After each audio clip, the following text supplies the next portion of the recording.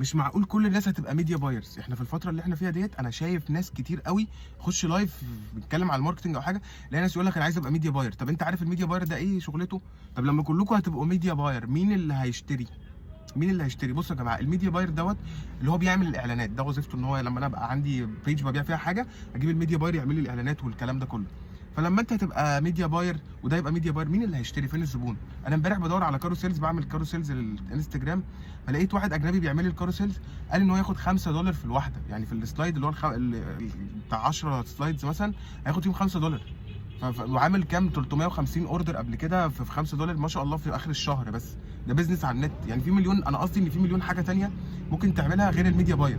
في مليون حاجه ممكن تفكر فيها، في حاجه اسمها افيليت ماركتنج، في حاجه اسمها ان انا اعمل دروب شيبنج، في حاجات كتير قوي على النت ممكن تتعمل تجيب فلوس. الادز اون ريلز، اليوتيوب ايرنز، في حاجات كتير، في افكار كتير قوي غير الميديا بايرز. ركزوا في النقط ديت. انا لو فاضي والله كنت عملت لكم كورس وحطيته لكم كده، بس طبعا مش فري، هيبقى يعني بدخل، بس هيبقى بفلوس، بس مش هيبقى بفلوس كتير يعني. يعني انا لو فاضي كنت عملت لكم كورس وحطيته لكم، كان يلم كل الحاجات دي في دقيقتين والله العظيم.